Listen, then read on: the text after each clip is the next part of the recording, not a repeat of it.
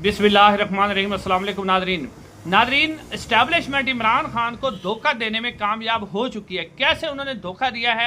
और अब इमरान खान साहब और पाकिस्तान तहरीक इंसाफ के जो सेनेट का इलेक्शन है उसको मुकम्मल तौर पर चोरी करने के लिए जो कल मीटिंग हुई थी आसिफ जरदारी और शहबाज शरीफ साहब की, उसके अंदर तय हो चुका है कि इस्टेब्लिशमेंट की मदद से पाकिस्तान तहरीक इंसाफ से सेनेट का इलेक्शन चोरी किया जाएगा। फजल रहमान की मदद भी ली जाएगी। पूरी खबर की डिटेल आपके सामने रखते हैं। डॉक्टर यास्मीन राशिद साहबा के हवाले से अफसोसनाक खबर सामने आई है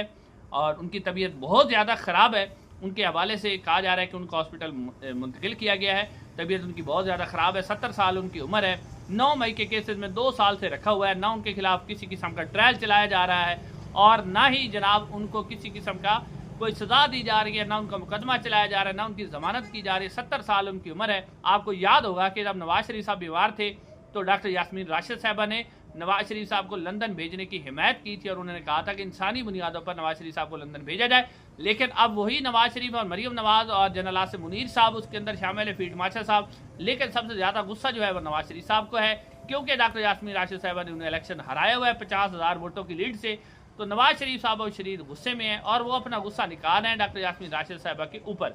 और यानी अब आप देखेंगे हमारी इस्टेब्लिशमेंट भी क्या कर रही है, उनके खिलाफ कितनी नफरत है। अगर इस तरह का छोटा सा काम करके वो अपने जो खिलाफ नफरत है उसको कम कर सकते हैं, लेकिन हमारे इस्टेब्लिशमेंट इस बार नून लीग उनकी ज़रूरत है, नून लीग को उनकी ज़रूरत है, तो वो अब बदले ले रहे हैं अपने पूरे।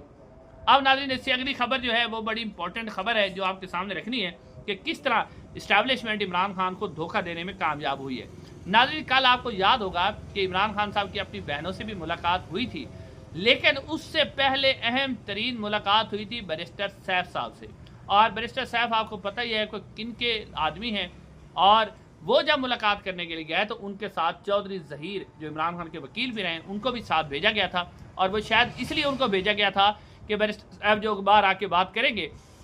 उसके बाद ये होगा कि अगर उनकी बात के ऊपर यकीन नहीं किया जाएगा तो चौधरी जो ज़हीर है वो साथ गए थे, इमरान खान के वकील है, वो गवाही देंगे कि वाकई ऐसी बात है। अब नाज़रीन, बात ये खबर ये सामने आई है जो मुख्तलिफ सहाफ़ियों ने इसको रिपोर्ट किया है, जिसमें शहजाद अकबर साहब भी हैं, असद तूर साहब ने भी इसको रिपोर्ट किया है। वो कहते हैं कि बैरिस्टर साहब इमरान खान साहब से पहले मुलाकात करने के लिए इसलिए गए थे कि अलीमा खान और उज़मा या नौरीन खान साहब जब जाती तो उन्होंने इमरान खान को बरीफ करना था। बैरिस्टर साहब ने पहले जाके इमरान खान को बरीफ किया। नंबर 1 तो बैरिस्टर साहब ने बताया कि जो लाहौर के अंदर इवेंट हुआ है उसके अंदर जो है पाकिस्तान तहरीक इंसाफ के सोशल मीडिया और आलिया हमजा ने उस इवेंट को ख़राब करने की कोशिश की है। तो हम तो एक बहुत बड़ा एहतजाज करने वाले हैं, बहुत बड़ी तहरीक चलाने वाले थे, हम तो एक वहाँ से स्टार्ट लेने वाले थे। तो उसके बाद इमरान खान साहब ने ये बात कर दी अपनी बहनों के सामने कि जी आप बाहर जाके कहें कि पार्टी में किसी किस्म का इख्तलाफ ना हो और लाहौर का जो इवेंट है मैं उसको सपोर्ट करता हूँ। बिल्कुल इमरान खान ने सपोर्ट नहीं करना था, क्योंकि बैरिस्टर साहब ने पहले जाके इमरान खान को मिस गाइड कर लिया। एस्टैब्लिशमेंट यही चाहती थी कि लाहौर वाला जो इवेंट है, गंडापुर साहब का जो इवेंट है, उसको इमरान खान का इंडोर्समेंट हासिल हो जाए, तो वो यहाँ से धोखा देने में कामयाब हो गए। और दूसरी बात ये थी कि सेनेट इलेक्शन के ऊपर मिर्जा अफरीदी साहब और मिसाल यूसुफ सईद 2 ऐसे लोग थे जिनके टिकट के ऊपर पाकिस्तान तहरीक इंसाफ का सोशल मीडिया उनका वर्कर इतराज़ कर रहा था। अब बैरिस्टर साहब ने जनाब ये भी जाके इमरान खान साहब को इन्फॉर्म किया कि जनाब मिर्जा अफरीदी साहब जो हैं वो बहुत ज़रूरी हैं, क्योंकि हमारे जो है वो मुकदमात हमारे चलते हैं, ठीक है, उसके ऊपर हमें खर्चा चाहिए, सियासी जलसे हमारे चलते हैं उनके ऊपर हमारे ऊपर खर्चा चाहिए। और इसके अलावा बहुत से ऐसे इवेंट होते हैं जिनके ऊपर हमारे जो है हमारे लिए खर्चा होता है, उसके ऊपर हमें उसके लिए फ़ंड चाहिए होते हैं। मिर्ज़ा अफरीदी साहब की पाकिस्तान तहरीक इंसाफ के लिए बहुत बड़ी खिदमात हैं और 9 मई की उन्होंने मजम्मत की थी, लेकिन वो बाद में भी आपके साथ खड़े रहे और उन्होंने माली तौर पर बड़ा सपोर्ट किया है, तो लिहाजा मिर्ज़ा अफरीदी साहब का टिकट तो बनता है। अब बैरिस्टर साहब जब ये बात करवाने में कामयाब हुए तो इमरान खान साहब ने ये बैरिस्टर साहब ने बाहर आके कह दिया कि ठीक है जी, इमरान खान ने इंडोर्समेंट दे दी है। अब नाज़रीन, इस जो बैरिस्टर साहब की जो खबर है, जो धोखा उन्होंने दिया है कि वो जो बात कर रहे हैं, बेशक चौधरी ज़हीर उनकी गवाही भी दे रहे हैं, लेकिन अब ये बात उनकी क्यों गलत है वो मैं आपके सामने रखता हूँ कि उनकी ये बात गलत क्यों है। मैं सबूत आपके सामने रखता हूँ। नाज़रीन, मैं क्यों कह रहा हूँ कि ये जो है इमरान खान को धोखा दिया गया, इसका सबूत क्या है। नाज़रीन, इसका सबूत ये है कि कल पाकिस्तान तहरीक इंसाफ की सियासी कमेटी और कोर कमेटी का इजलास हुआ। उस इजलास के अंदर आपको मालूम है कि अली गंडापुर साहब और बैरिस्टर सैफ, शाह फरमान और भी बहुत से लोग शामिल हुए, जिसमें सलमान अकरम राजा साहब भी थे, शेख वकास अकरम भी थे। उस हवाले से अब उस कमेटी के अंदर से जो खबर सामने आई ना, उसके बाद आपको वाज़ेह तौर पर यह अंदाज़ा होता है कि बैरिस्टर सैफ ने जो इमरान खान को गलत गाइड किया, इमरान खान को गलत इंफॉर्मेशन दी और 2 नंबरी से यानी इस्टेब्लिशमेंट की मदद से उन्होंने इमरान खान साहब से ये सेनेट के नाम मंजूर करवा लिए। अब नाज़रीन, इसके ऊपर जो सीनियर साफ़ी अदील राजा साहब, आपको पता है कि अपने यूट्यूब पे चैनल भी करते हैं और साथ साथ जो है वो अरशद शरीफ के प्रोड्यूसर भी रहे हैं। इस्टेब्लिशमेंट उनसे काफ़ी नाराज़ है, उनको नौकरी से भी निकलवा दिया गया है।